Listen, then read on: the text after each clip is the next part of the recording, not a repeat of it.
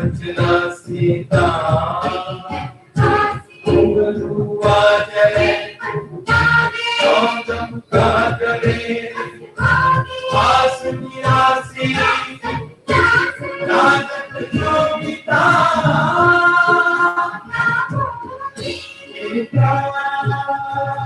विचारी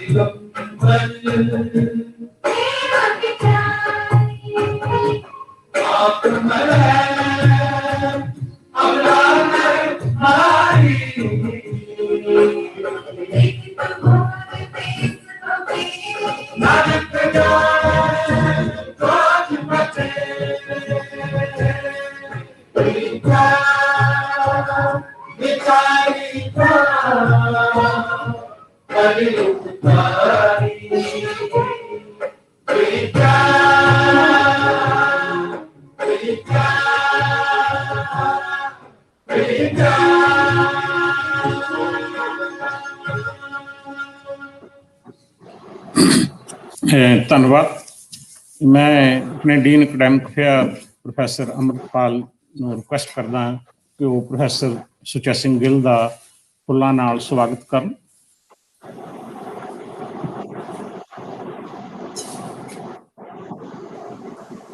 ਕੇਵਲ ਫੋਟੋ ਲੈ ਲਓ।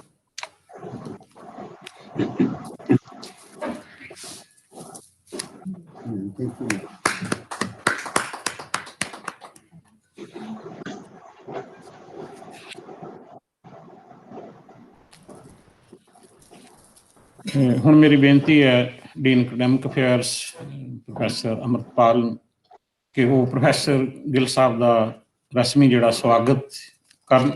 ਮੈਡਮ ਅੰਮ੍ਰਿਤਪਾਲ।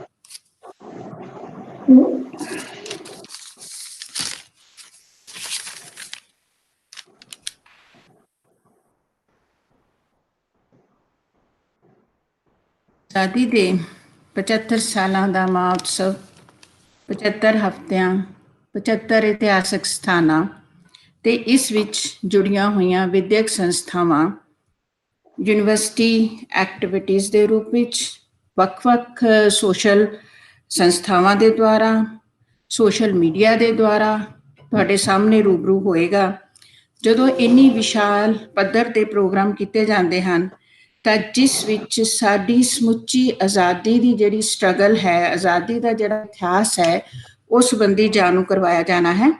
ਸਾਨੂੰ ਮਾਣ ਹੈ ਆਪਣੀ ਫੈਕਲਟੀ ਦੇ dean faculty of language doctor Kesar Singh Bhangu ਹੋਣਾ ਦੀ ਮੈਂ ਤਹਿ ਦਿਲੋਂ ਧੰਨਵਾਦੀ ਹਾਂ, ਜਿਨ੍ਹਾਂ ਨੇ ਬਹੁਤ ਛੋਟੇ ਜਿਹੇ ਨੋਟਿਸ ਦੇ ਉੱਤੇ ਇਸ ਪ੍ਰੋਗਰਾਮ ਨੂੰ ਆਰਗੇਨਾਈਜ਼ ਕਰਾਇਆ। ਔਰ ਸਾਡੀ ਹੀ ਆਪਣੀ ਯੂਨੀਵਰਸਿਟੀ ਦਾ ਮਾਣ ਡਾਕਟਰ ਸੁੱਚਾ ਸਿੰਘ ਗਿੱਲ ਅੱਜ ਵਿਸ਼ੇਸ਼ ਰੂਪ ਵਿੱਚ ਇੱਥੇ ਲੈਕਚਰ ਦੇਣ ਪਹੁੰਚੇ ਨੇ। ਉਹ ਸਾਡਾ ਸਾਰਿਆਂ ਦਾ ਮਾਣ ਹਨ ਔਰ ਉਹਨਾਂ ਦੇ ਲੈਕਚਰ ਦੇ ਨਾਲ ਇਸ ਦੀ ਸ਼ੁਰੂਆਤ ਹੋਣਾ ਸਾਡੇ ਲਈ ਬੜੀ ਮਾਣ ਵਾਲੀ ਗੱਲ ਹੈ। ਉਹਨਾਂ ਨੂੰ ਮੈਂ ਜੀ ਆਇਆਂ ਆਖਦੀ ਹਾਂ। ਇਹਦੇ ਨਾਲ ਹੀ ਸਾਡੇ ਵਿੱਚ ਸ਼ਾਮਲ ਨੇ ਡਾਕਟਰ ਜਸਵਿੰਦਰ ਬਰਾੜ, ਸਾਡੇ senior faculty doctor Kawaljeet Kaur, doctor Pramod ji, teacher ਸਾਹਿਬਾਨ, ਫੈਕਲਟੀ ਸਾਹਿਬਾਨ, ਵੈਬੀਨਾਰ ਦੇ ਰੂਪ ਵਿੱਚ ਜੁੜੇ ਹੋਏ ਵੱਖ-ਵੱਖ ਸਮੁੱਚੀ ਫੈਕਲਟੀ ਮੈਂਬਰਸ ਤੇ ਪਿਆਰੇ ਵਿਦਿਆਰਥੀਓ, ਆਪ ਸਾਰਿਆਂ ਨੂੰ ਇਸ ਮੌਕੇ ਜੀ ਆਇਆਂ ਆਖਦੀ ਹਾਂ। ਆਜ਼ਾਦੀ ਦੇ ਸੰਘਰਸ਼ ਦਾ ਇੱਕ ਲੰਬਾ ਇਤਿਹਾਸ ਹੈ। ਅਕਸਰ ਅਸੀਂ ਇਸ ਦੀ ਗੱਲ 1857 ਤੋਂ ਕਰਦੇ ਹਾਂ, ਪਰ ਜਦੋਂ ਅਸੀਂ ਜੇ ਝਾਤ ਮਾਰੀਏ ਤਾਂ ਲਗਭਗ 17ਵੀਂ ਸਦੀ ਤੋਂ ਹੀ ਇਹ ਜਿਹੜੀ ਲੜਾਈ ਹੈ, ਜਿਹੜੀ ਫਰੀडम ਹੈ, ਇਹ ਜਿਹੜੀ ਸੰਘਰਸ਼ ਹੈ ਉਸ ਆਰੰਭ ਹੋ ਜਾਂਦਾ ਹੈ। ਚਾਹੇ ਉਹ ਪਲਾਸੀ ਬਕਸਰ ਦੀ ਲੜਾਈ ਹੋਵੇ ਤੇ ਫਿਰ ਉਸ ਤੋਂ ਬਾਅਦ ਈਸਟ ਇੰਡੀਆ ਕੰਪਨੀ ਦੀ ਸਥਾਪਨਾ, ਔਰ ਫਿਰ ਜੇ ਉਸ ਨੂੰ ਅਸੀਂ ਦੇਖੀਏ ਤਾਂ ਇਹ ਸਿਲਸਿਲਾ ਲੰਬਾ ਚੱਲਦਾ ਹੈ। ਸਮਾਜ ਵਿੱਚ ਵੱਖ-ਵੱਖ ਵਰਗਾਂ ਦੇ ਰੂਪ ਵਿੱਚ, ਵੱਖ-ਵੱਖ ਅੰਦੋਲਨਾਂ ਦੇ ਰੂਪ ਵਿੱਚ, ਵੱਖ-ਵੱਖ ਲਹਿਰਾਂ ਦੇ ਰੂਪ ਵਿੱਚ, ਵੱਖ-ਵੱਖ ਦੇਸ਼ ਭਗਤੀਆਂ ਦੇ ਕੁਰਬਾਨੀਆਂ ਦੇ ਰੂਪ ਵਿੱਚ, ਜਿਨ੍ਹਾਂ ਨੇ ਤਨ ਮਨ ਧਨ ਨਾਲ ਇੱਕ ਲੰਬਾ ਇਤਿਹਾਸ ਸਿਰਜਿਆ ਔਰ ਉਸ ਵਿੱਚ ਆਪਣਾ ਯੋਗਦਾਨ ਪਾਇਆ ਔਰ ਜਿਸ ਆਜ਼ਾਦੀ ਨੂੰ ਅੱਜ ਅਸੀਂ ਸਾਰੇ ਮਾਣ ਰਹੇ ਹਾਂ। ਸਾਡਾ ਯੂਨੀਵਰਸਿਟੀਆਂ ਦਾ, ਸਾਡੇ ਵਿਦਵਾਨਾਂ ਦਾ, ਸਾਡੇ ਖੋਜੀਆਂ ਦਾ, ਰਿਸਰਚਰਸ ਦਾ ਇਹ ਫਰਜ਼ ਬਣਦਾ ਹੈ ਕਿ ਅਸੀਂ ਜਿਹੜਾ ਕੰਮ ਸਾਨੂੰ ਸੌਂਪਿਆ ਗਿਆ ਹੈ, ਅਸੀਂ ਉਸ 75 ਸਾਲਾਂ ਦੇ ਇਤਿਹਾਸ ਦੀ ਨੂੰ ਸਿਰਜੀਏ। ਔਰ ਉਸ ਦੇ ਨਾਲ ਨਾਲ ਇਹ ਵੀ ਜ਼ਰੂਰੀ ਹੈ ਕਿ ਅਸੀਂ ਨਿਰਪੱਖ ਹੋ ਕੇ, ਤਰਕਯੁਕਤ ਹੋ ਕੇ ਆਪਣੇ ਫਰਜ਼ ਨੂੰ ਪਛਾਣੀਏ ਔਰ ਇਹ ਕੋਸ਼ਿਸ਼ ਕਰੀਏ ਕਿ ਇਹ ਵਿਸ਼ਲੇਸ਼ਣ, ਇਹ ਜਸ਼ਨ ਜਿਹੜਾ ਹੈ ਉਹ ਸ਼ੁੱਧ ਇਤਿਹਾਸਕ ਪ੍ਰਮਾਣਿਕਤਾ ਨੂੰ ਦਸਤਕ ਦੇਵੇ ਔਰ ਤਾਂ ਜੋ ਸਾਡਾ 75 ਵਰਿਆਂ ਦਾ ਜਿਹੜਾ ਜਸ਼ਨ ਹੈ ਉਹ ਸਾਰਥਕ ਹੋ ਸਕੇ। ਔਰ ਨਿਸੰਦੇਹ ਇੱਕ ਵਿਕਾਸਸ਼ੀਲ ਮੁਲਕ ਦਾ ਇਤਿਹਾਸ ਆਪਣੇ ਆਪ ਵਿੱਚ ਜੋ ਸਾਡੀਆਂ ਪ੍ਰਾਪਤੀਆਂ ਨੇ ਉਹ ਵੀ ਗੌਰਵਮਈ ਹੈ। ਇਸ ਦ੍ਰਿਸ਼ਟੀ ਨੂੰ ਕਿਵੇਂ ਅਸੀਂ ਗੁਣਾਤਮਕ ਤੌਰ ਤੇ ਇਸ ਦੀ ਪ੍ਰਮਾਣਿਕਤਾ ਨੂੰ ਸਿੱਧ ਕਰ ਸਕਦੇ ਹਾਂ, ਇਹ ਵੀ ਸਾਡੇ ਲਈ ਬਹੁਤ ਚੁਣੌਤੀ ਭਰਪੂਰ ਹੈ। ਔਰ ਮੈਂ ਜਾਣਦੀ ਹਾਂ ਕਿ ਸਾਡਾ ਯੂਥ ਵੀ ਇਸ ਗੱਲੋਂ ਬਹੁਤ ਅਵੇਅਰ ਹੈ, ਕਿਉਂਕਿ ਜਿਹੜੇ ਹੁਣ ਅੰਦੋਲਨ ਅਸੀਂ ਦੇਖ ਵੀ ਰਹੇ ਹਾਂ ਜੋ ਆਪਣੇ ਸੰਘਰਸ਼ਾਂ ਲਈ ਸੰਘਰਸ਼ੀਲ ਨੇ, ਉਸ ਲਈ ਵੀ ਅਸੀਂ ਸਾਰੇ ਹੀ ਆਉਣ ਵਾਲੇ ਸਮੇਂ ਲਈ ਆਪਣੀਆਂ ਪੀੜ੍ਹੀਆਂ ਲਈ ਜਵਾਬਦੇਹ ਹੋਵਾਂਗੇ।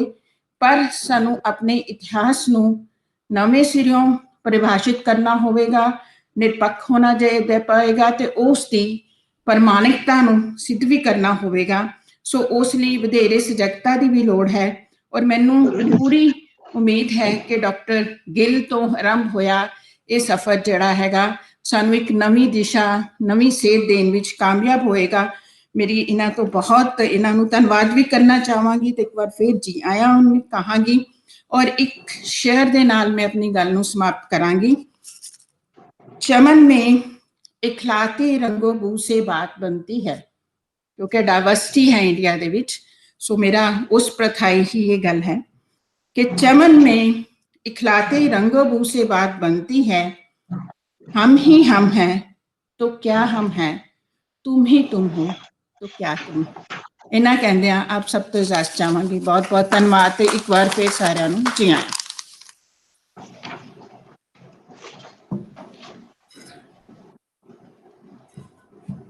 Thank you madam. ਇਸ ਹਾਲ ਵਿੱਚ ਜਿਹੜੇ ਸੈਮੀਨਾਰ ਅਟੈਂਡ ਕਰ ਰਹੇ ਨੇ ਜਾਂ ਜਿਹੜੇ ਵੈਬੀਨਾਰ ਰਾਹੀਂ ਲਿੰਕ 'ਤੇ ਜੁੜੇ ਨੇ ਸਾਡੇ ਨਾਲ, ਉਹਨਾਂ ਸਾਰਿਆਂ ਨੂੰ ਮੇਰਾ ਖਿਆਲ ਹੈ ਕਿ ਪ੍ਰੋਫੈਸਰ ਸੁੱਚਾ ਸਿੰਘ ਗਿੱਲ ਦੀ ਕੋਈ ਇੰਟਰੋਡਕਸ਼ਨ ਦੇਣ ਦੀ ਲੋੜ ਨਹੀਂ ਹੈ, ਕਿਉਂਕਿ ਪ੍ਰੋਫੈਸਰ ਸੁੱਚਾ ਸਿੰਘ ਗਿੱਲ ਲਗਾਤਾਰ ਜਿਹੜੇ ਸਮਾਜ ਦੇ ਲੋਕ ਨੇ ਉਹਨਾਂ ਲਈ ਲਿਖਦੇ ਨੇ, ਬੋਲਦੇ ਨੇ, ਭਾਵੇਂ ਉਹ ਕੁਝ ਸਮੇਂ ਲਈ ਕੈਨੇਡਾ ਹੋਣ, USA ਹੋਣ, ਉੱਥੇ ਜਾ ਕੇ ਵੀ ਇਹ ਪੰਜਾਬ ਦੇ ਲੋਕਾਂ ਲਈ, ਭਾਰਤ ਦੇ ਲੋਕਾਂ ਲਈ ਲਿਖਦੇ ਨੇ, ਬੋਲਦੇ ਨੇ। ਅਤੇ ਮੈਂ ਹੁਣ ਬੇਨਤੀ ਕਰਾਂਗਾ ਪ੍ਰੋਫੈਸਰ ਸੁੱਚਾ ਸਿੰਘ ਗਿੱਲ ਨੂੰ ਕਿ ਉਹ ਜਿਹੜੇ ਆਜ਼ਾਦੀ ਦੇ ਆਪਣੇ 75 ਸਾਲ ਦੇ ਵਿਸ਼ੇ 'ਤੇ ਜਿਹੜਾ ਉਹਨਾਂ ਨੇ ਆਪਣਾ ਅੱਜ ਸੈਮੀਨਾਰ ਲੈਕਚਰ ਜਿਹੜਾ ਹੈ, ਮੇਨ ਲੈਕਚਰ ਜਿਹੜਾ ਹੈ ਉਹ ਆਉਣ। ਅਤੇ professor Sucha Singh Gill.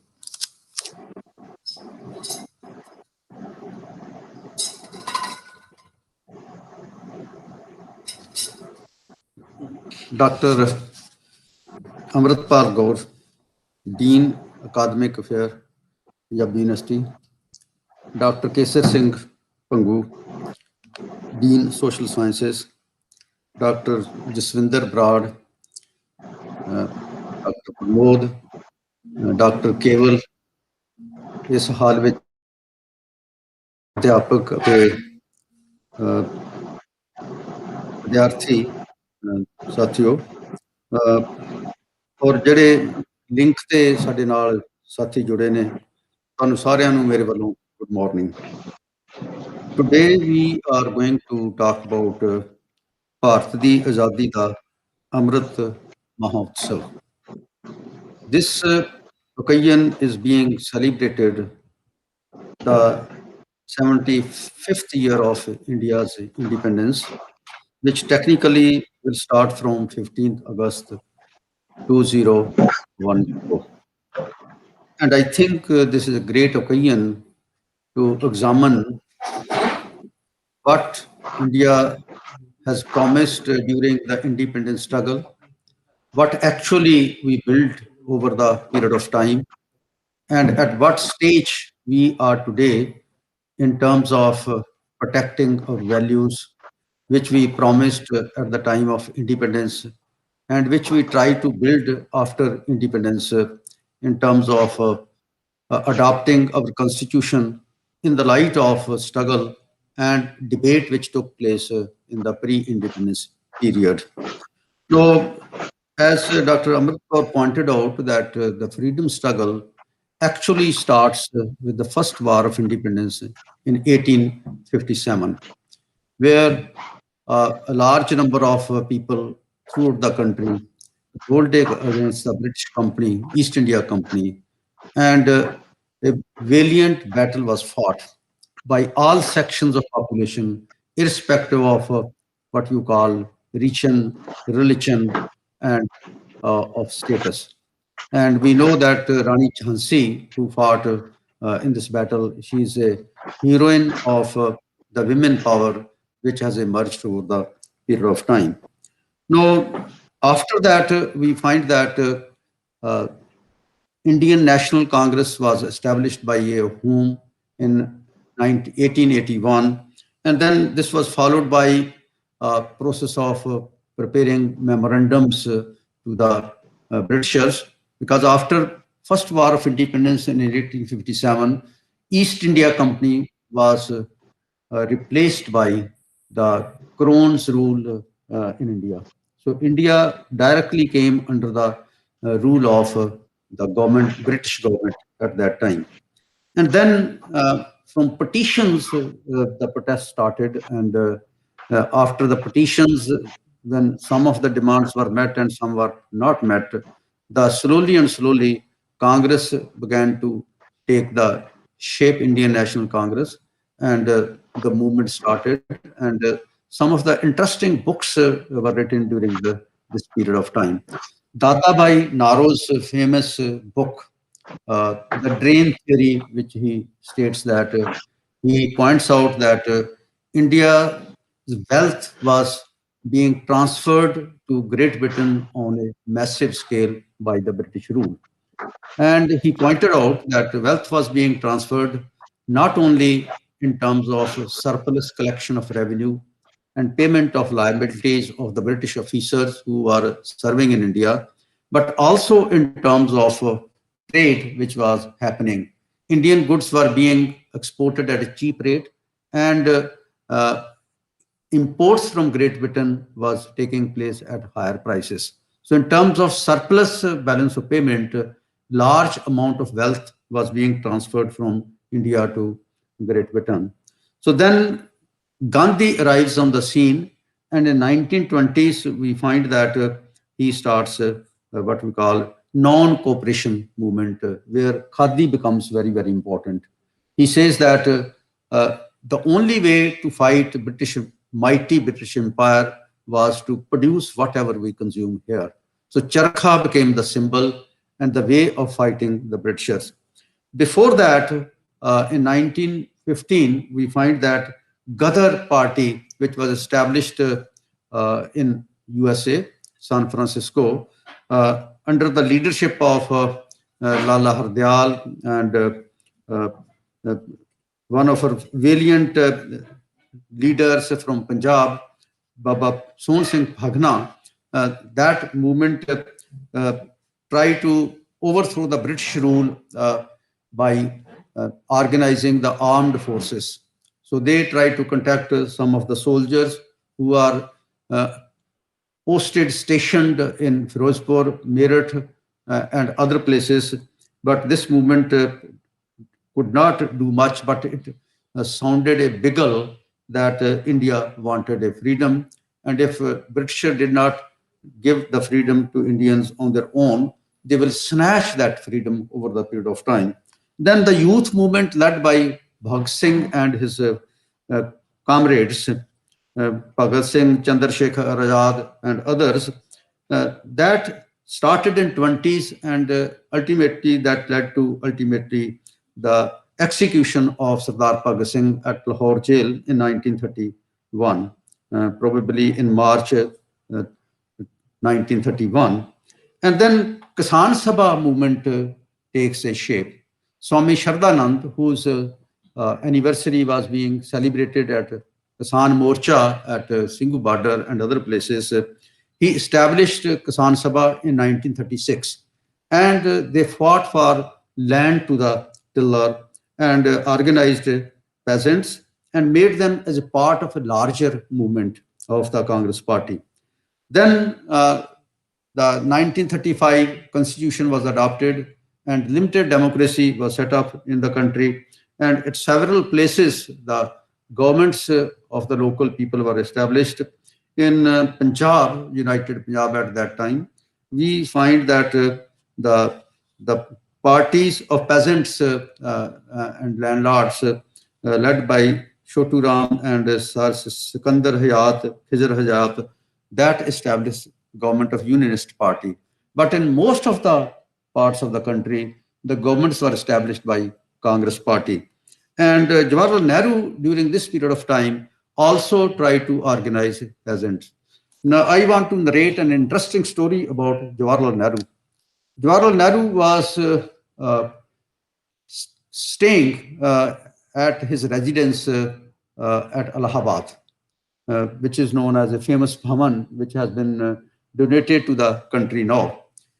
And the workers of that area, the peasants, the Kisans of that area thought that Gandhi was staying there. So their leaders came in large number and met Jawaharlal Nehru and told them their plight. One of the interesting plight they narrated was that in that district, their sons were not getting married. Their sons were not getting married because in the neighboring districts, the tenants enjoyed permanency rights. They could not be evicted. So they could find the brides and they could have settled their houses. But in that district, particular district, they were not able to find the brides because they were tenants at will. So the landlords could evict them at any time. So then Nehru went to those villages, stayed there for more than 2 months, ate with them and slept with them and came to know what are their problems. And he writes in one of the articles which was published from Allahabad newspaper, I'm forgetting the name, he said he has learned the non-violence from the farmers, not from Gandhi. He says the way farmers were living, the way they were suffering, the way they were fighting and facing that hard life is a lesson for them. In spite of great suffering, they never indulged in the violence. And this is a great lesson which Kisan Andolan has learned, that they know that the movement has to be kept peaceful. Any moment which you try to make the movement violent, then state gets opportunity to attack that movement violently. Because state has the legitimate right to use violence against the citizens. No other person has the legitimate right to use violence. Any citizen who uses violence against anyone else, he can be prosecuted in the court of law.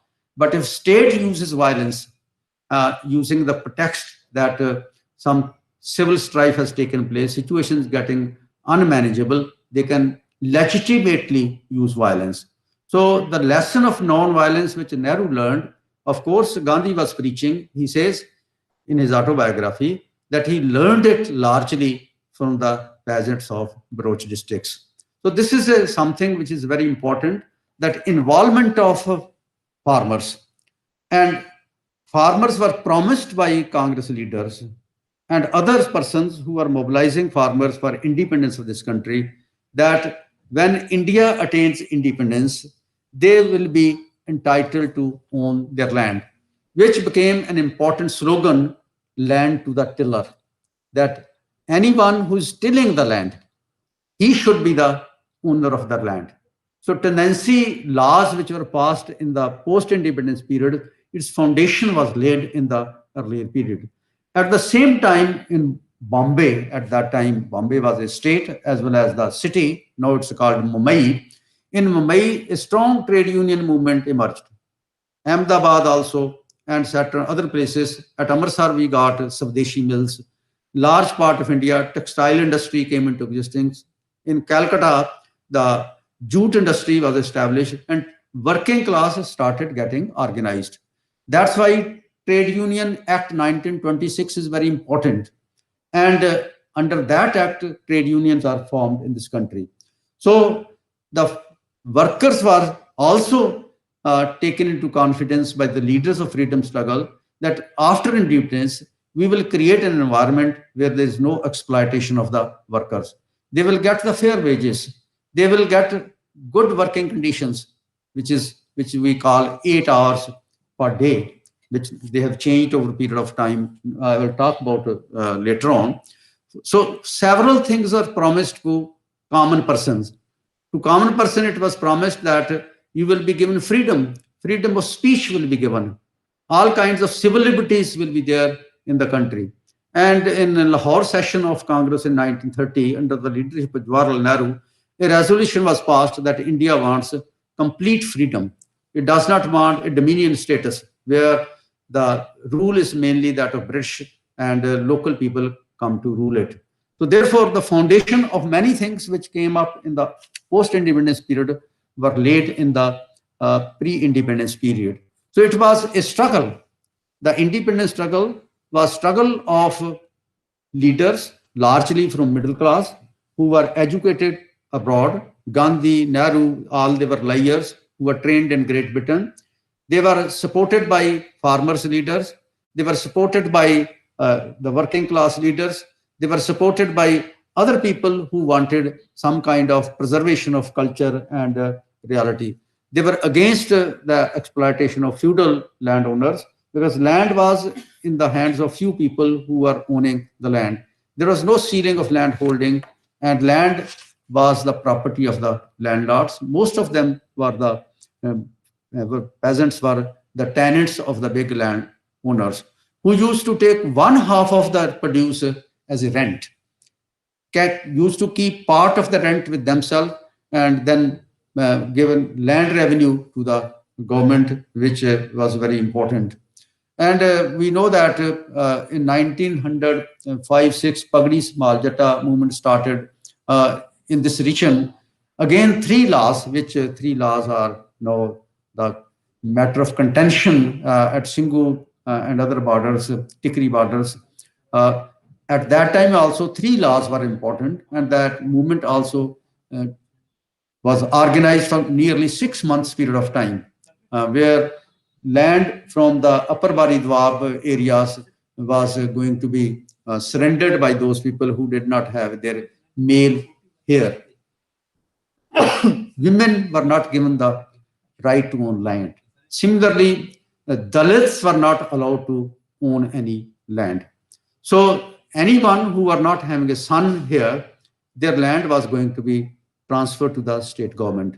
In the Bar areas, they passed a law that since irrigation was established, the state will collect, revise the revenue. And by that, they were putting extra burden on the farmers. So 3 laws at that time were set up by the government, and the farmers struggled. And Pagdi Samal Jatta movement was led by Sardar Ajit Singh, the uncle of Sardar Bhagat Singh. So these movements brought freedom. And we know that on April 13, 1919, Jallianwala Bagh incident took place. It was against the Rowlatt Act, like Tada or Uppa Act, Unlawful Activities Prevention Act, where you can detain any person without any reason, saying that the person is a threat to the state. So the person who is charged, he cannot get the bail. So at that time, the slogan was that na vakil, na dalil, और सरकार जिहड़ी है किसी बंदे नूं भी फड़ के अंदर दे सकदी है.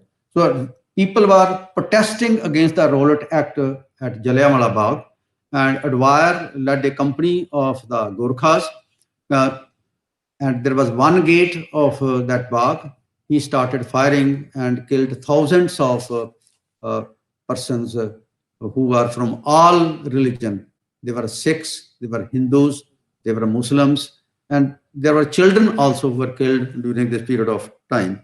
And after Jallianwala Bagh, Hunter Commission was established after Gandhi collected information and Congress collected information, how many people were killed, how many people were wounded. Gandhi camped at Amritsar for many, many days and collected that kind of information.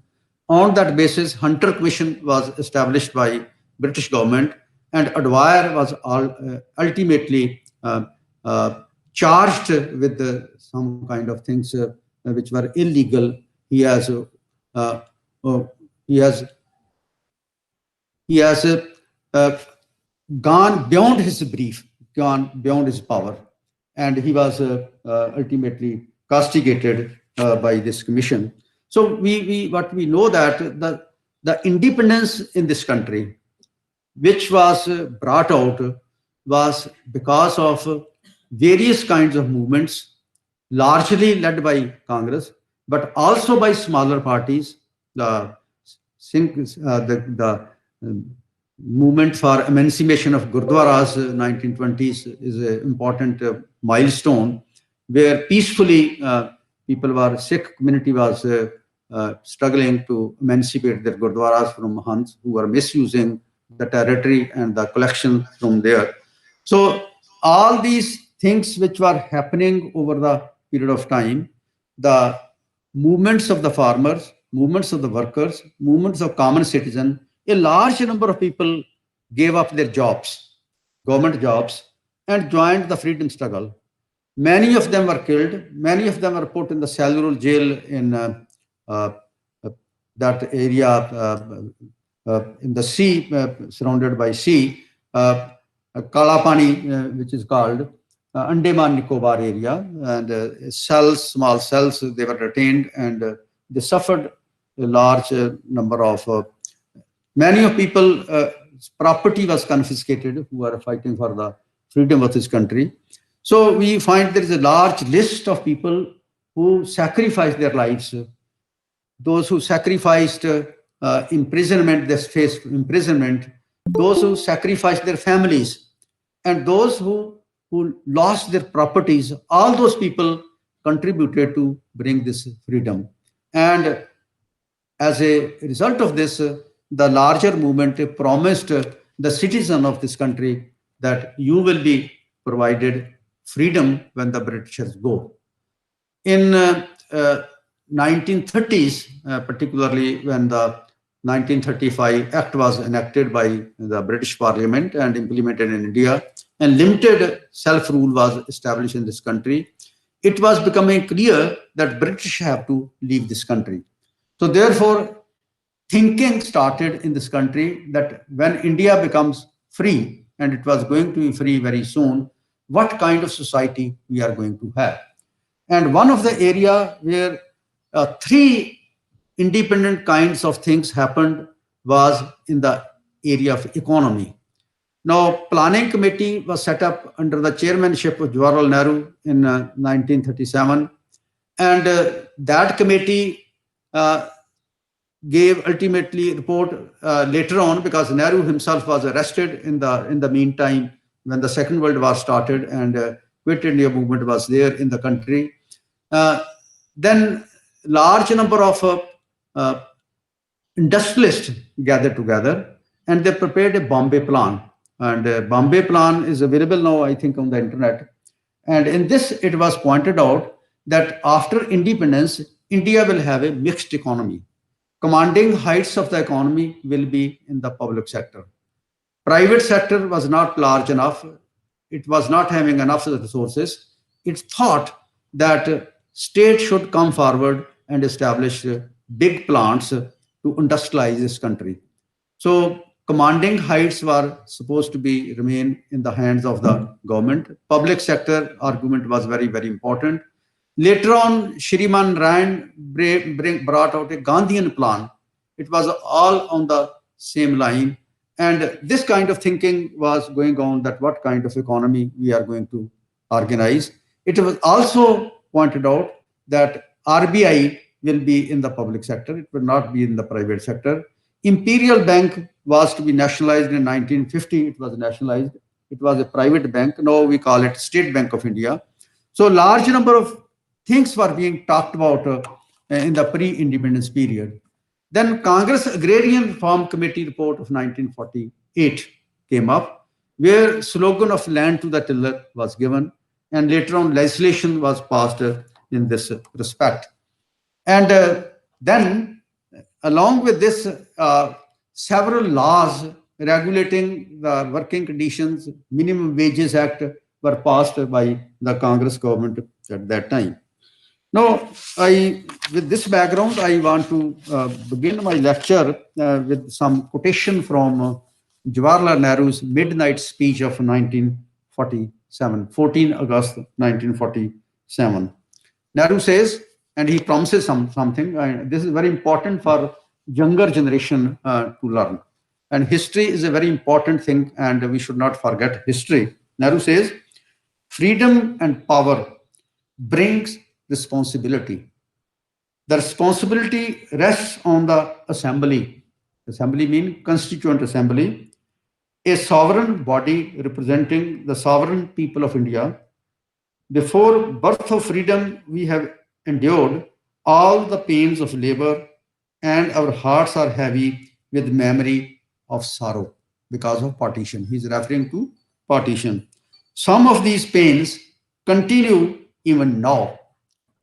Nevertheless, the past is over, and it is the future that beckons to us now. He continues, the future is not one of ease or resting, but of incessant striving so that we might fulfill the pledges we have so often taken and the one we shall take today. The service of India means service of the millions who suffer. It means ending of poverty and ignorance and disease and inequality of opportunity. Further, this is very important what he promises. The future beckons to us. Whether do we go and what shall we be our endeavor? Endeavor means efforts. To bring freedom and opportunity to the common man, to peasants and workers of India, to fight and end poverty and ignorance and disease, to build up a prosperous, democratic, progressive nation, and to create social, economic, and political institutions which will ensure justice, institutions will ensure justice, fullness of life to every man and women. So this is the promise which Nehru made at that time. He further says, we have to have hard work ahead. There is no resting for any one of us till we redeem our pledge in full, till we make all the people of India what destiny intended them to be. These quotations are from the Nehru speech titled Triest with Destiny. It's available on the website of Government of India. Now, after independence, in fact, at that time, a Constituent Assembly had already been established. And for the persons participating here, you know that vote to right was selective at that time. Today, every adult has a universal right to vote, irrespective of caste, religion, creed, color, or anything. At that time, voting right was to two categories of people. One, who were taxpayer to the government, and secondly, who were paying land revenue. So Dalits by and large were excluded. Women were by and large excluded from the voting rights. So this was the background in which the Constituent Assembly was established, and this to all its citizens. So the constitution which was given to this country was the secular and socialist word was inserted in 77, but it was a democratic republic which we came to establish. In this democratic republic, following three things were very important. These are the original part of the constitution. Justice. The first part of the preamble deals with justice. Justice includes social, economic, and political. So at three levels, justice will be given to the citizen. Secondly, liberty. Liberty of thought, expression, belief, faith, and worship. So liberty was the second part. Equality of status and opportunity and promote among all of them. So justice, liberty, equality, and lastly, this was to be related to fraternity, assuring the dignity of individual and the unity and integrity of the nation. Now, this constitution was ultimately completed by 23rd November 1949 and implemented from 26 January 1950. On that basis, first general election took place in 1952. So this constitution, what this constitution gives us, this is very important because the persons who are using modern technology and those who are going for professional education, they generally ignore these aspects, and these are very important. Constitution gives us fundamental rights. Those fundamental rights are very important. If any one of us is to recognize and enjoy the utsav of freedom in this country, you must be aware of what are your fundamental rights and what are the directive principles which the state policy will take. Now, the fundamental rights are put in several categories, and the first fundamental right is right of equality. Equality before law. Everyone is equal before law, whatever the position ones may be holding. Whether one is a simple worker, a citizen, or one is a high official or a minister, they are equal before the law as per our constitution. Prohibition of discrimination on grounds of the religion, race, caste, or place of birth. Then equality of opportunities in matter of public employment. You cannot discriminate people on the basis of where one is born, what is sex, gender of one, and what is the caste of one. Then second is right to freedom. Now, in the modern system, the freedom is considered to be a cornerstone of the life of individual. Freedom and privacies are very, very important in the modern capitalist system. Freedoms include right to freedom of speech and expression.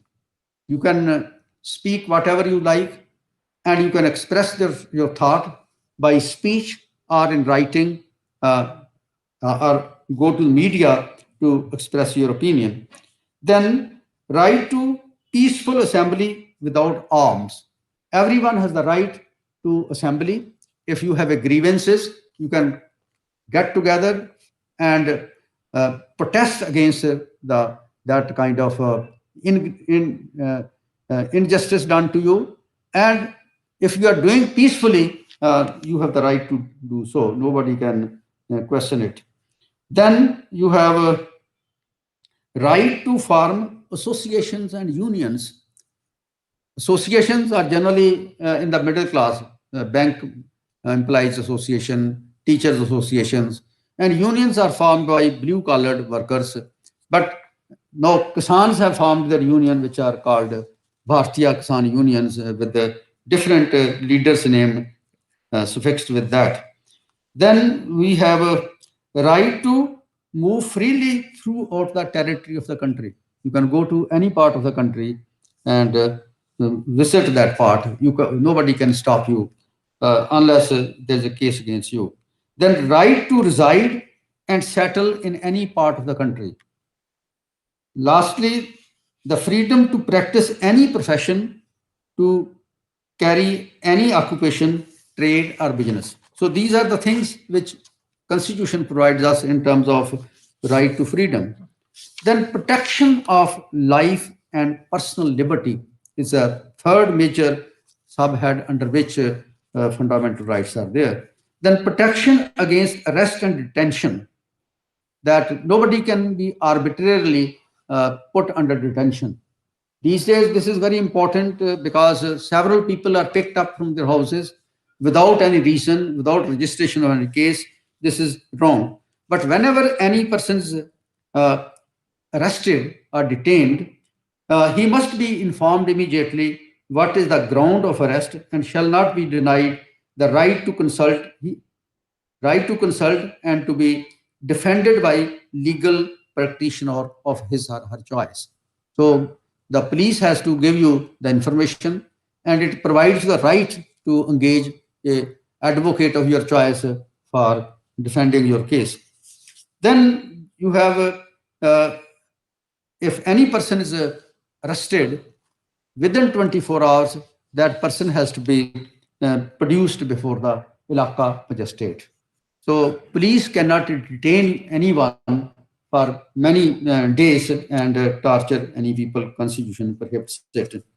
Then again, the right against exploitation is a very important right which a constitution grants us. This is a prohibition of traffic in human beings and forced labor. You know, before independence, begar was a very important mode of forced labor.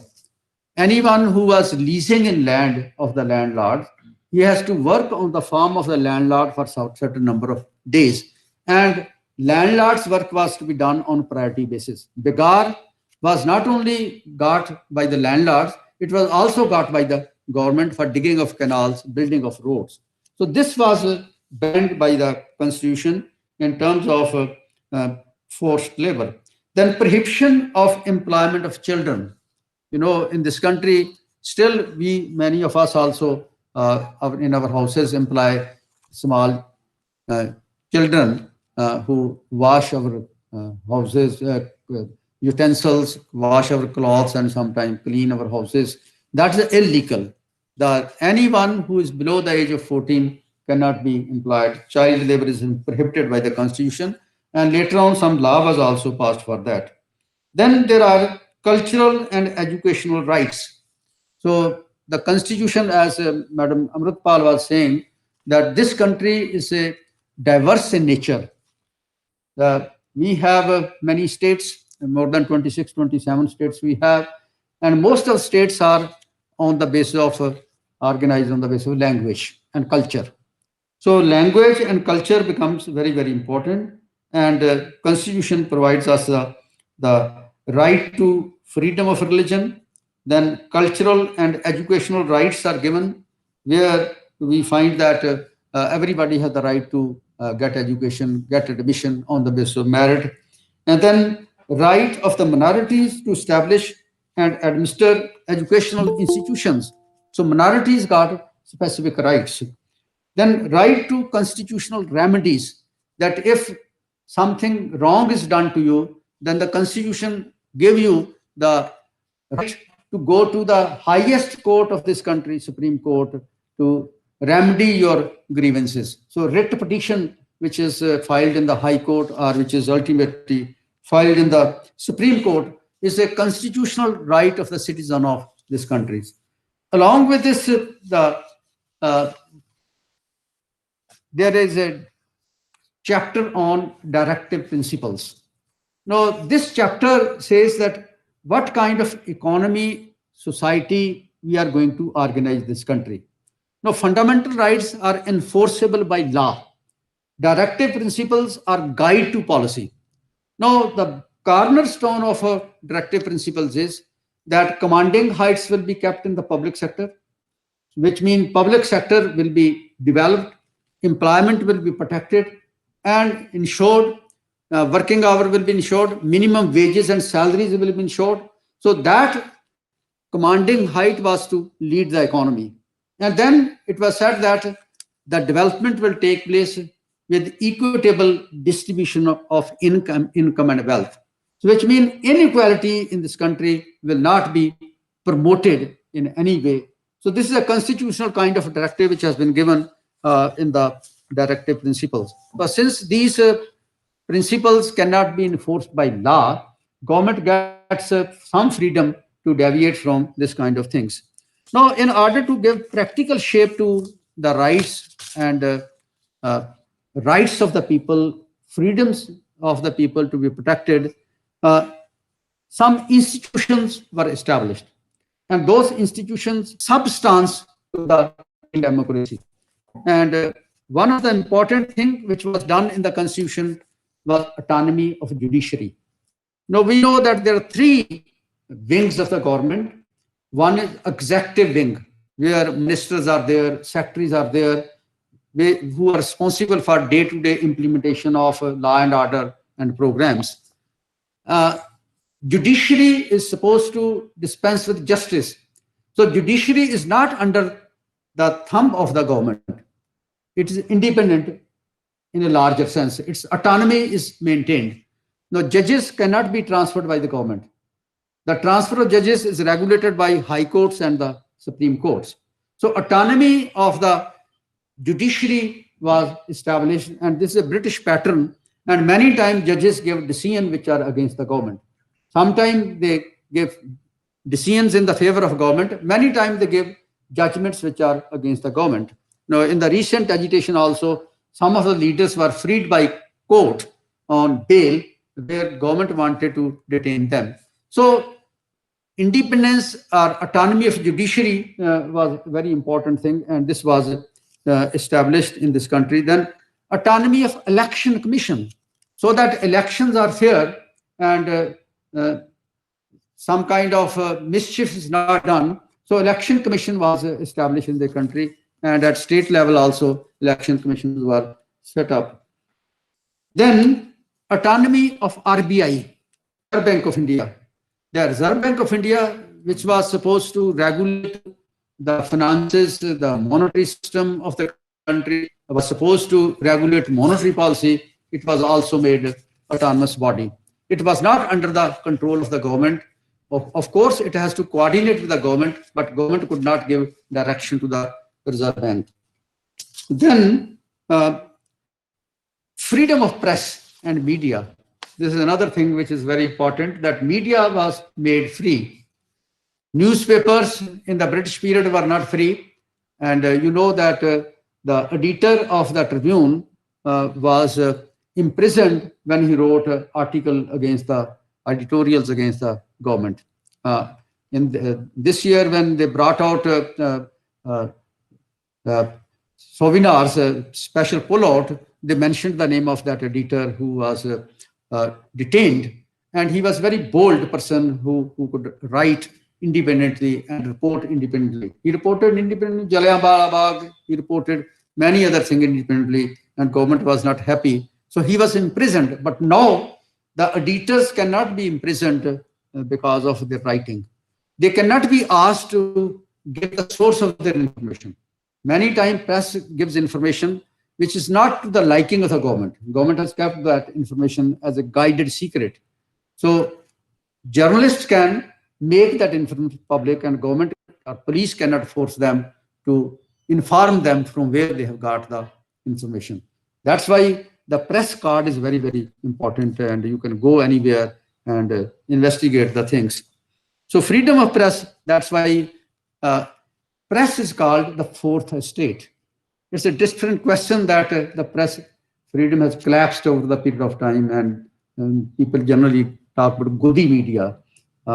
But still, I find that some of the papers, they give right kind of information, and on social media, you get large part of information which is not available otherwise. As we know that those who have been arrested under the category of urban Naxals, how they were dragged in that case. It has been cracked by Harvard University, and it has been reported in the American press, and it is circulating in the social media. And some of the Indian newspapers online has reproduced that news, and that has put government in the spot. That it is the security forces who deliberately put those people in their computer without their knowledge, some letter which is used to arrest all those people. So these institutions, they were established. So institutions are very, very important, and without the functioning of these institutions, democracy cannot survive. If your election commission is not autonomous, independent, then bungling will be done by the ruling party. If judiciary is not independent, government will do high-handedness. It will arrest many people who are criticizing them. or who are giving an opinion which is not liked by the government. So therefore, that is something which is very important. Judiciary is a very important pillar of the success of the independent judiciary, is a pillar of working democracy in this country. Similarly, RBI is responsible that how much currency and in what form the currency should be circulated. This is the duty of the RBI. So I have worked with the RBI for 4 or 5 years as a Director General of Grid. And every 3 months, they used to circulate a performa to me, whether rate of interest should be changed, increased or reduced, whether repo rate should be changed or not, what kind of scheme should be started, whether the existing schemes are serving the people or not, on hundreds of variables, which includes climate change, which include weather condition, includes what kinds of crops are being grown, in what part of those crops are being grown. On that basis, RBI prepares independent report of the status of the economy. One report is prepared by Ministry of Finance in the economic survey, which is brought out every year. Reserve Bank prepares its own report, and Reserve Bank also takes into consideration what is happening globally. So sometimes Reserve Bank of India's report is not matching with the report of the prepared by the Government of India. So autonomy of the RBI is necessary as a check and balances for the working of economic policy in this country. So RBI was, independence was very, very important. So these institutions, if institutions are functioning, if these institutions are strong, government cannot make mischief. Now, once these institutions become weak or they are manipulated by the rulers, the democracy will collapse. It collapsed in Germany, it collapsed in Italy, it collapsed in Japan. That is a different issue. I will not talk in detail. Time is limited with me. So these are the things which are very, very important, and India was able to do so. So that's why India got the epithet that India is the largest democracy of the world. So when Nehru was trying to build that kind of situation, a large number of scholars wrote books that Indian democracy is not viable, because in a backward country where population is illiterate, there are several divisions based on caste, religion, region, language. So it will not function properly. We were not self-sufficient in food. And many people thought within 10, 15 years, Indian democracy will collapse. In our neighboring country, which was separated from India, Pakistan, democracy collapsed much earlier. So in 1951, the prime minister was murdered. In 57, 58, Ayub Khan took over as the army commander and became the president of that country. So democracy did not stabilize in Pakistan, but somehow Nehru was able to do so, and he was able to sell India's model of democracy as an important mode of governance of society. So this continued to function. Now, first jolt to the Indian democracy came in 1967, when one-party rule was challenged by the regional parties. In Punjab, Akali Dal led the United Front government. Justice Gurnam Singh became the chief minister. In Kashmir, Abdullahs became powerful.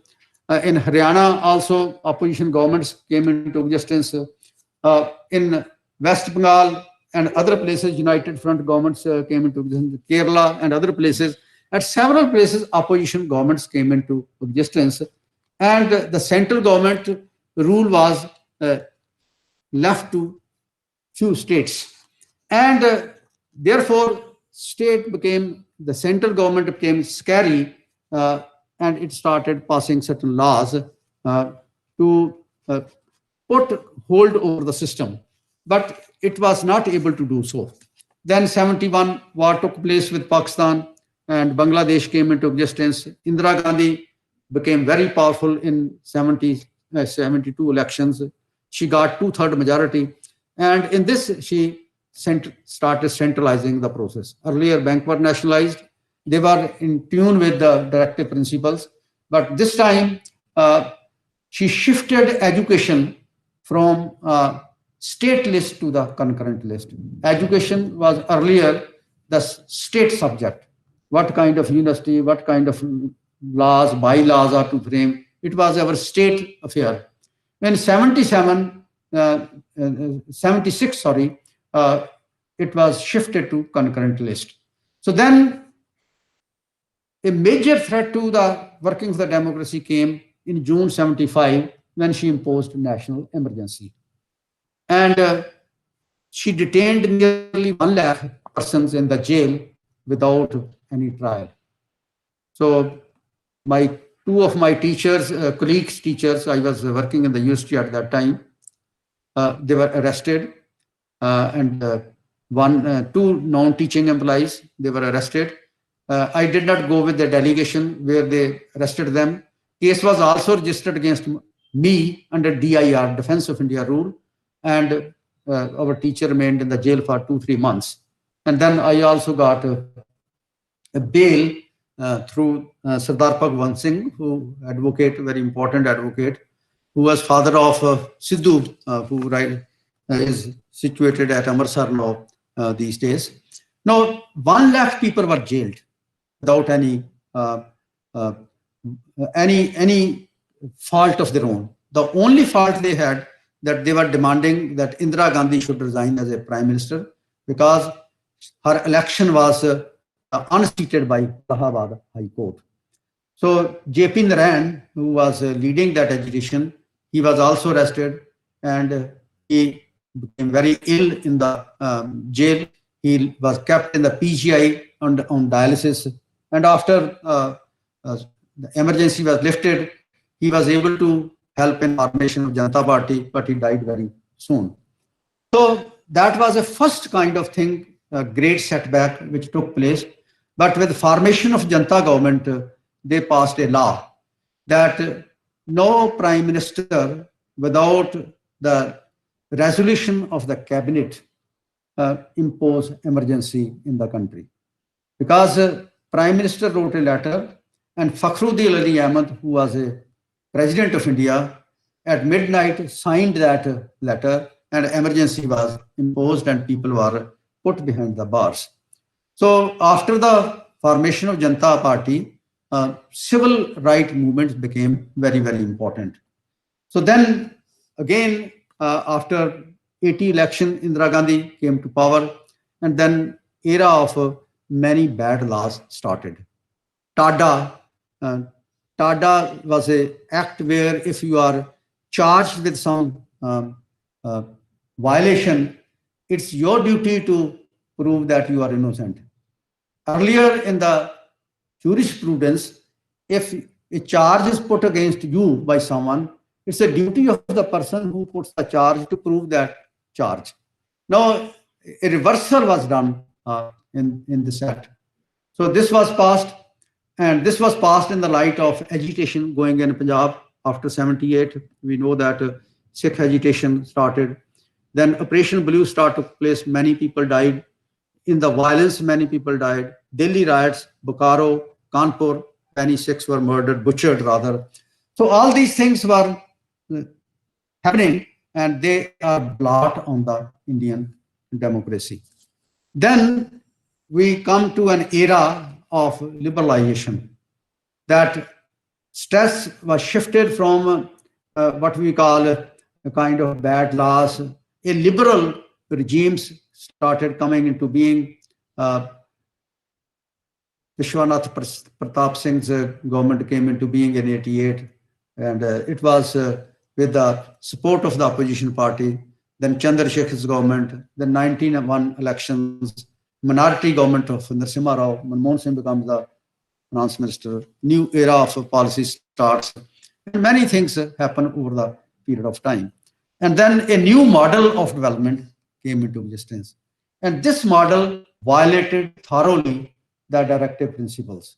They started saying that LPG is important. Liberalization, privatization, and globalization. which mean privatization of public sector enterprises. The routes to privatization which is taking place, great agitation is going on, privatization of Visakhapatnam steel plant these days in Andhra Pradesh, as on Singhu border, Tikri border, and other borders, Kisans are sitting. The large number of people are agitating that this plant should not be privatized. But in this budget, they have said that they will sell public sector property worth 1.2 lakh crores.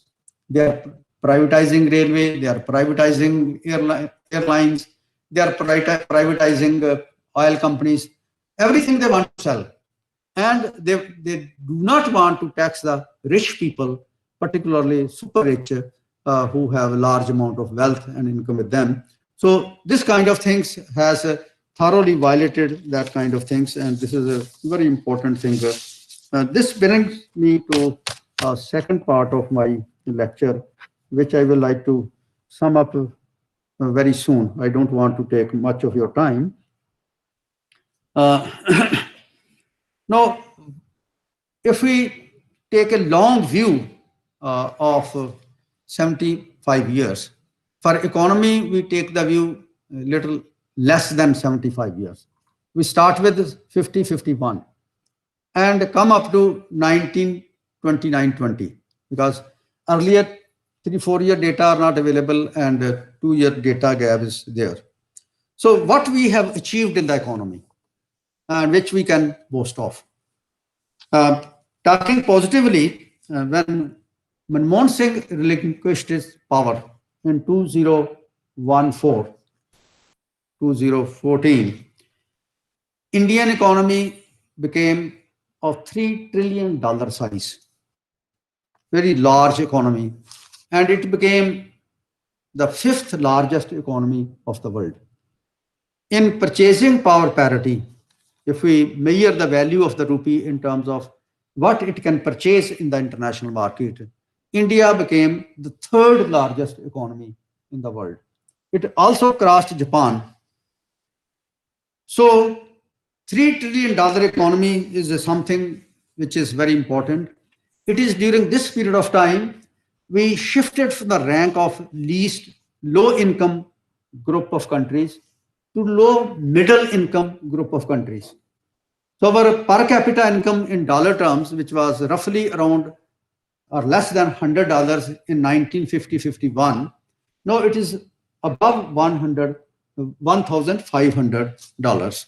So which means on the average, if we go by average, clubbing the income of both rich and poor, we have gained in terms of income. And in dollar terms, it has become 15 times. In real terms, at least, it has become more than 5-6 times. So this is a great achievement which we can talk about. Now, in terms of nature of this development, what we have attained and what we have lost. Now, last year I was asked by Indian Institute for Study of Industrial Development, New Delhi, to deliver their Foundation Day lecture. And I worked on this issue, and I want to share some information with you. On distribution of income and wealth, what has happened? The two authors, Anand and Anjana Thampi, they wrote a paper in Economic and Political Weekly 2016.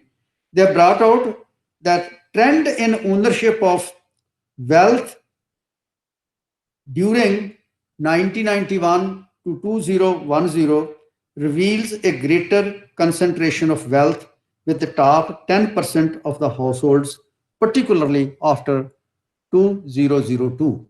So top layer of the rich people in this country, they have largest concentration of income and wealth in this country.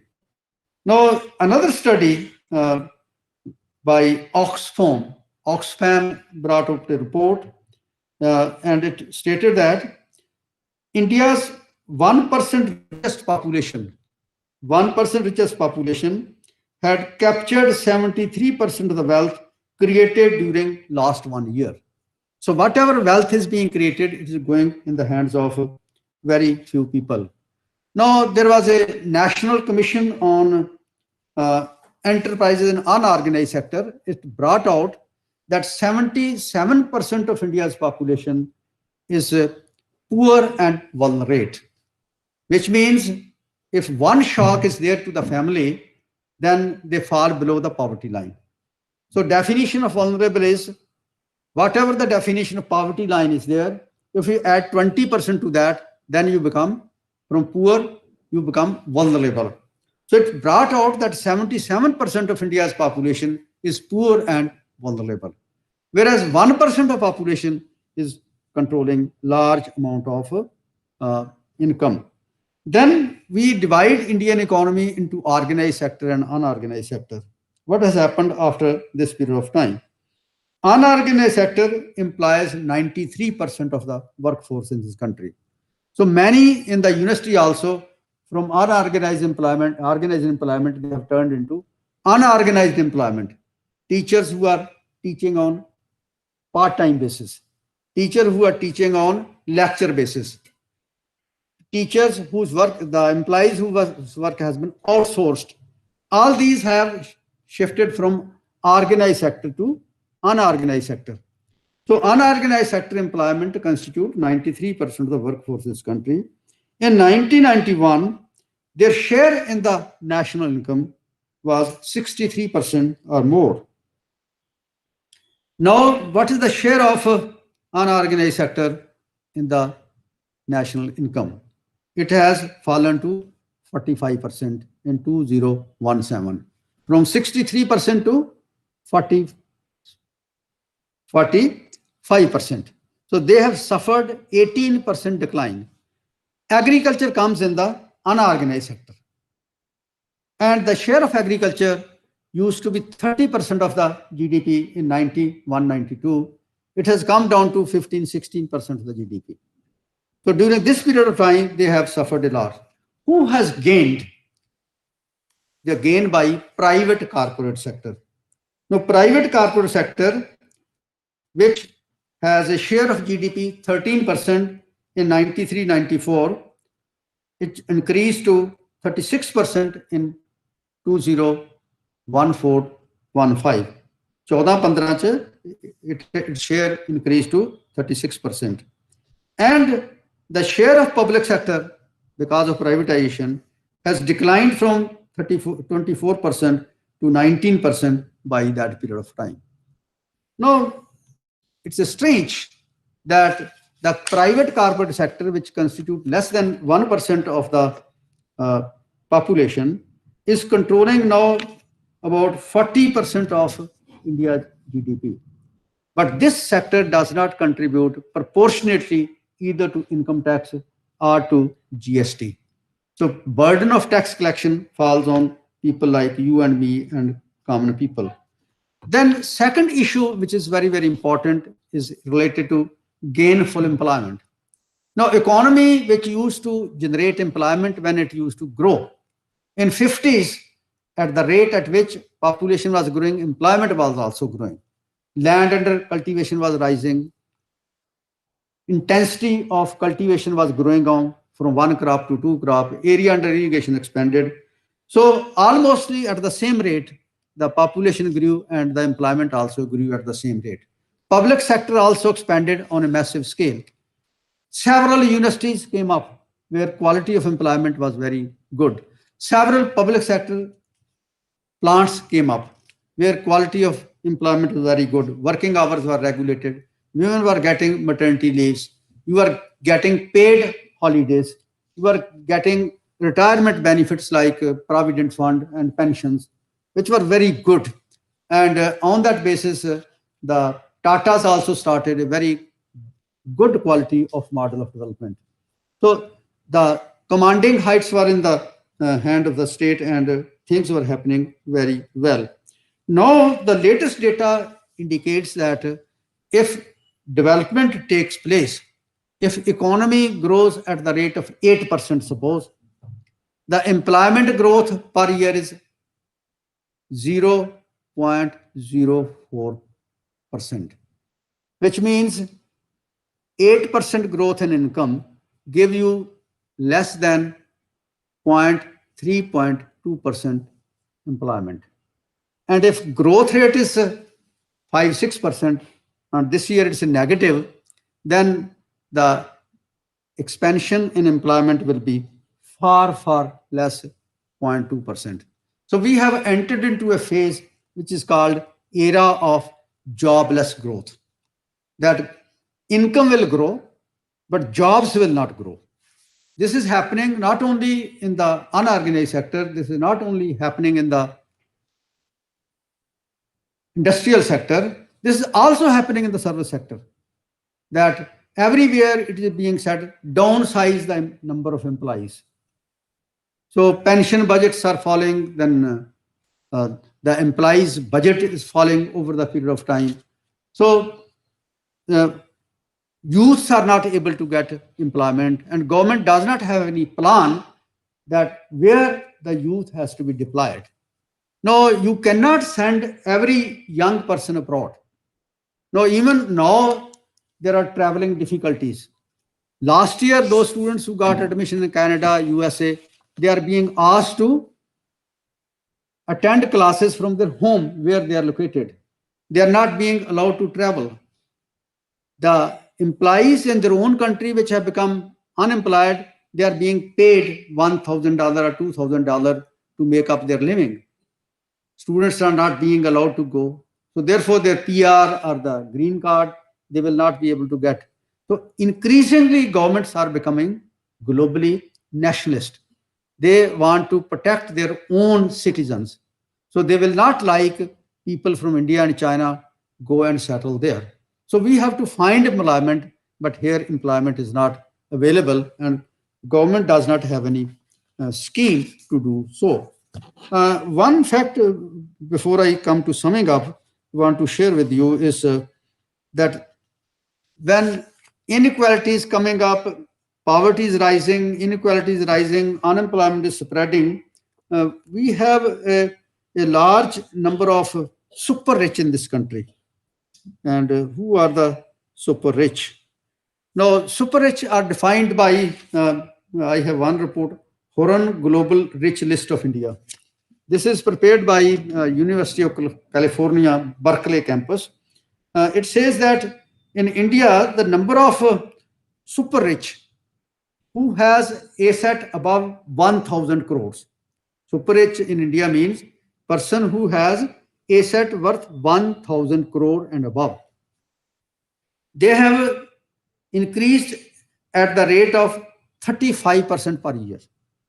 So super rich are rising very fast, and their number increased from 617 in 2017 to 831 in 2018. So their number was added to 35%. Their number increased to 35%. Do you know how much income they own? 25% of India's GDP is with 831 owners of business in this country. So super rich are multiplying, unemployed are multiplying. In the COVID period, when lockdown took place, 12.2 crores people became unemployed. When the lockdown has opened, in government understanding, everybody has got back the jobs. But Ajim Premji University has estimated by 31st December, more than 2 crores of persons who lost their job could not get the job back. So therefore, the quality of employment is falling, the wage rate is falling, and people suffering are rising over the period of time. This is what the model of development has ultimately given the citizens of this country, and they must think and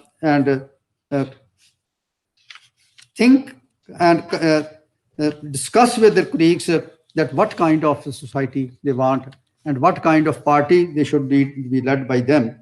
Now I come to freedom, particularly freedom in the political circles. Now, during the last particularly 6-7 year period of time, a major tinkering has been done with the institutions. The first tinkering which they did was that they abolished planning commission. Planning commission used to be manned by largely experts. They created an institution which is Niti Yog. It is manned by representatives of the corporate houses rather than the experts. One or two experts are there, but they are in the subordinate position, but largely the representative of the corporate sector, which is our. Then what they have done, they have systematically eroded the autonomy of the institutions. Come to the RBI. RBI used to be autonomous body. 2-3 years back, its autonomy has been taken over. Its board the constitution was amended, and in its board, more government members were added, and the majority of the government members was established in that. That is the reason that several hundred crores of Reserve Bank money, which was the money kept for emergency period, as in this university, we used to have a sinking fund of 35 crores. It was never used, but it was used by someone occupying the top position, and now university has to go for overdraft facility and got involved in the debt trap. Similarly, Reserve Bank of India used to keep a large amount of money in the reserve, that either there is a devaluation of the currency or there is a crisis in the economy, they could give money to the banks for credit creation. So that money has been taken over by the government. Similarly, they were forcing certain governors of the RBI not to pursue the transparency in the working with the commercial banks, where large number of industrial houses have borrowed funds, but they are not giving them, returning that money under what is called NPA, non-performing assets, willful defaulter. And there are 100 willful defaulters in this country who are responsible for 70% of the NPAs. Who are they? They are big industrialists like Ambanis, Adanis, and so on and so forth. And they are the people who are not returning the money of the banks. What banks are doing, they are recovering their losses from common citizens. Earlier, checkbook was issued free. Now it's priced. Certain number of transactions, you could do any number of transactions, they were not charging. If you are using ATM for certain number of more times, you are being charged. If you are sending money by RTGS, you are being charged. So many charges have been established, and the ATM cards, similarly, the annual charges are there for them. So banks, what they have done, they have started collecting money from the ordinary clients who are having small accounts with them.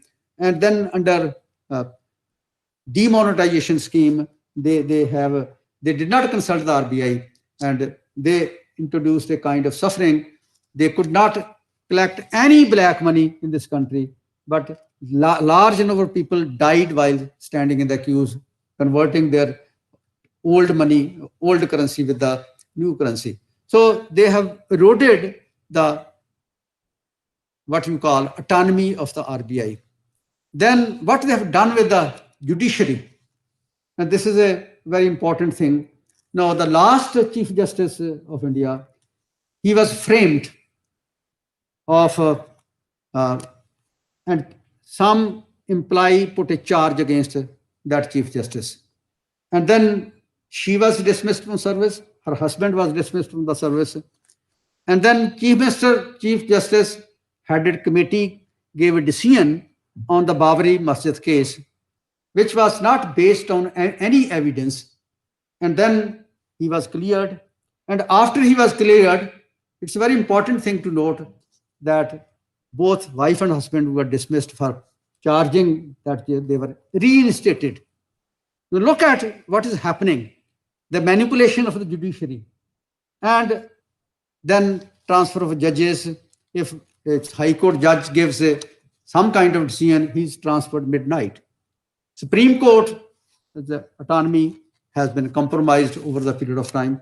But for Kisan Andolan, Supreme Court was completely collapsed over the period of time. And that Chief Justice has been nominated to the Rajya Sabha. So This means people have started collaborating, judiciary has started collaborating. Before giving judgment, they have started asking the government. Now, this kind of things are happening. Then press freedom is another thing which has happened over a period of time. People are talking about the compromising position of the election commission. If opposition complaint is against the opposition, they are very active. If complaint is against the ruling party, they turn their eye on the other side.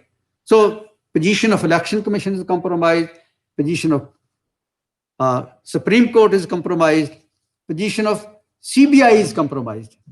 If you are not agreeing with the government, you want to vote against the government, they will frame a charge against you, and they will raid in your house. And in some of the cases, they raided the houses of people when the marriage of their children was taking place. This happened in our neighboring state, in Himachal Pradesh. Veer Padar Singh's house was raided when marriage ceremony of his daughter was taking place. So CBI's position is compromised, ED's position is compromised. So ED gives you notice about income tax, and sometimes it's framed. Then the imprisonment of some of the actors, some of the persons who are reporting, and consequently what has happened over the period of time. India's rank on Freedom Index has fallen from 53 to 55 between 1 year. Then the status of freedom in the world report 2020, US-based agency, says that India has transformed from a free nation, from free country to semi-free country. So which means the independence which is granted to us by the constitution, it's not being allowed to be enjoyed by people on the basis of religion, on the basis of caste, on the basis of difference, dissent. And that is very, very important. Then sale and purchase of representatives. They have found out a strange way of doing so. They contact some members of the ruling party, say 20. This is what they did in Karnataka and in Madhya Pradesh. Ask them to resign. They resign. Some of them are given ticket and they are re-elected, and then the government is brought down and ruling party's government is established. So therefore, certain things are happening in this way, which is very, very important. Now, during this period of time, peasantry has gone into deep crisis, and that has led to creation of Kisan Andolan, which started from Punjab, spread to Haryana, UP, then to other states, and it has become All India movement. Many people are looking at Kisan Andolan as a movement for rediscovery of democracy. So this is very, very important. And we find that with the gaining the strength of this Andolan, some of the judicial officers have replied to their consciousness. That's why Disha Ravi was released on bail. That's why Navdeep Kaur was released. That's why Mandeep Punia was released. So the lesson of the story, what we are talking today, if we are to enjoy our freedom, the freedom has to be fought every day. Freedom has to be protected. From whom it has to be protected? From the rulers. Rulers are becoming increasingly authoritarian. Instead of serving the people, they have made it a very profitable profession. So therefore, it's the duty of the conscious people, educated people, the middle class, which has left the peasant and working class in 1991. It's a rejoining now to some extent. It's their duty to educate the people and tell them that democracy has to be renewed every day. Democracy has to be rediscovered, and for this, sacrifice has to be made. For that, dissent is very, very important. The most important point which makes democracy succeed is the difference of opinion. If you do not differ because of your ideology, because of your cultural background, you are encouraging the rulers to be authoritarian.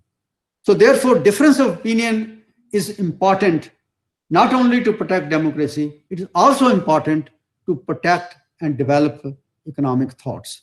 It's also important to bring justice to people who are in a minority and who are in favor of women liberation, who are in favor of equality, who are in favor of equality to Dalits, and who are against violence which is being perpetrated against the young male and females. So therefore, I believe that democracy is something which is never granted by the rulers. Democracy is something which is acquired by the people. Democracy has to begin at home. How much democratic you are at your home? How do you deal with your parents? How do you deal with your children? Do you allow your children to select their partners? Or you follow the same path of the Haryana Khap sometimes has been using? You behead the people when they decide to marry on their own. So therefore, these are the issues which are important. Now, Indian middle class, which used to be small in number, now which has become very large now, nearly 22% of the population are in the middle class. It's the duty of the middle class to stand with the weaker section in the society, stand with the women, stand with the workers, stand with the Kisan to protect and rediscover democracy. Now, people are able to speak from the middle class. Journalists are able to speak. Trade unionists are able to speak if they have mass support. If they do not have mass support, the government is very quickly able to put them behind the bar or make them shut their mouth. So therefore, the people sitting in this hall or people who are attending this seminar by webinar, if they want to enjoy the Mahotsav of the Azadi, they must understand the responsibility which they have, and they must remind the rulers of that responsibility, that whatever was pledged to us at the time of freedom struggle, and later on what has been granted to us in the constitution, it must be given to us not as a dole, but as a right. We have the right to enjoy freedom. We have the right to have fundamental rights in this country, and we are signatory to UN Declaration of Human Rights.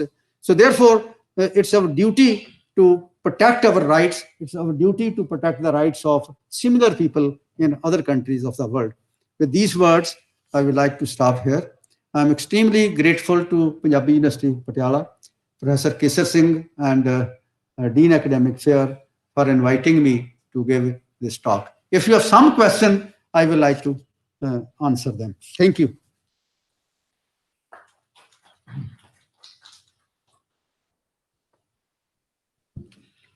Thank you, Professor Gill.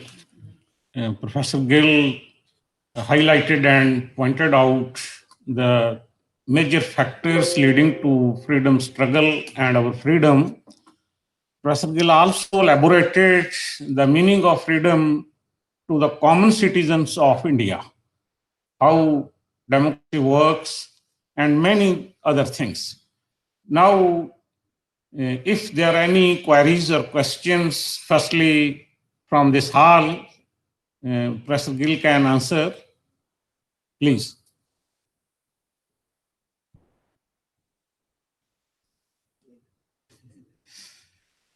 Okay, thank you. Now I invite Professor Jaswinder Singh Brad to formally for vote of thanks. So democracy is always a test, is always facing challenges, and we know the democracy is the best form of governance, but it is also vulnerable if you see by the historical experience. And I think we have an extremely useful lecture on this topic by Professor Sucha Singh Gill. And I think this lecture is very useful in the present context. What is happening to the democracy, and the strength of any democracy is the institutions of the democracy, maybe political, social, cultural, judicial, all sort of institutions. They become the foundation of the democracy. So this lecture would be very useful, particularly to the younger generations, students, and all other persons who want to understand the problems of the country right now we are facing, as well as what was promised, where we deviated, how to contract. I think Professor Gill has covered all these dimensions and provided us a good amount of thoughts to understand the present situation. So, Professor Gill, we are very thankful to you for giving us such a important lecture, such a elaborate lecture at a very short notice. So we are thankful, sir. We are very thankful to Madam Dean Amrutpal Kaur for providing us this opportunity, as well as inaugurating this lecture. We are extremely thankful to the university officials, other staff, technical staff for providing us this infrastructure.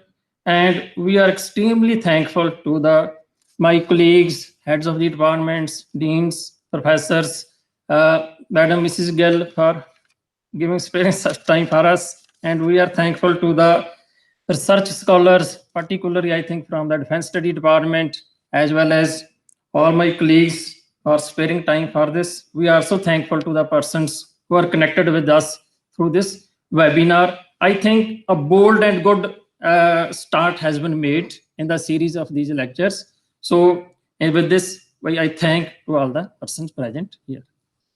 So please stand up for national anthem.